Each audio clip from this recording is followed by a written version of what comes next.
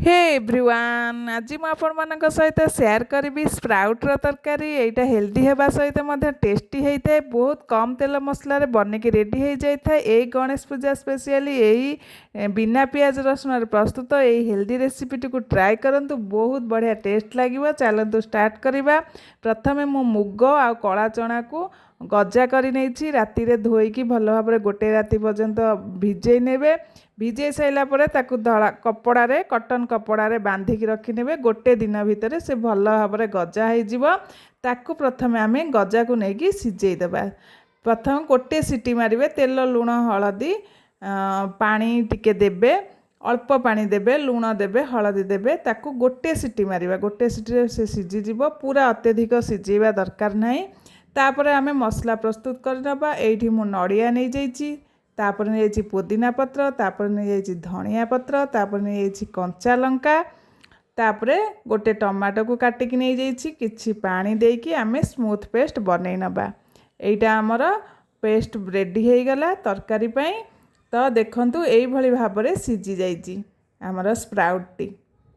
देखंतु बेसी सिझेबेनी गोटे सीटी रे से भल भाबरे सिझी जिवो कारण ये भिजिकी रही थाए गोटे राति।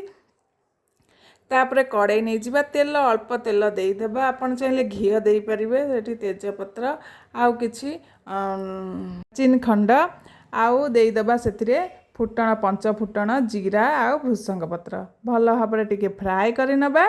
फ्राए कर साइला परे आमे ए जो पेस्ट बनैकी रखिथिबा सेथिरे ढालीदेबा।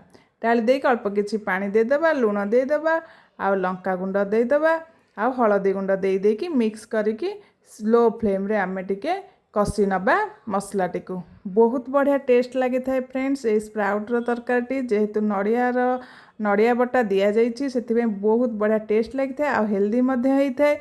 आ बहुत कम तेल मसलार बनिकी रेडी हो जाए। तो यही भाव में किसी समय कषि नेबे। तापर लो फ्लेम रे ताको घोड़ेकी रखिदेवे। घोड़ेकी रखिकी कुक करेंगे। गोटे रू 2 मिनिट लगे कषापी। हार्डली 2 ରୁ 3 मिनिट लगे कषापी बेसी समय लगे ना। तो ये देखंतु आमर मसलाटी रेडी हो जाइए। आम ए जो सिझेकी रखिले गजा मुग आ कला चना को देदेबा। देकी आउ 2 ରୁ 3 मिनिट आम कुक करवा। देखंतु आपन जदि अधिक बहलिया खाइया को इच्छा करते तो पानी अधिक दे पारिबे।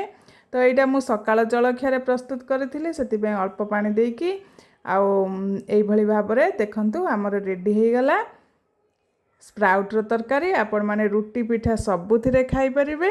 देखंतु एभली भाव में रेडी होइछि। ए हेल्दी रेसिपीटी की निहाती भाव में गणेश पूजा रे आपण माने ट्राई करि परिबे। ब्रेकफास्ट रे मध्य खाई परिबे।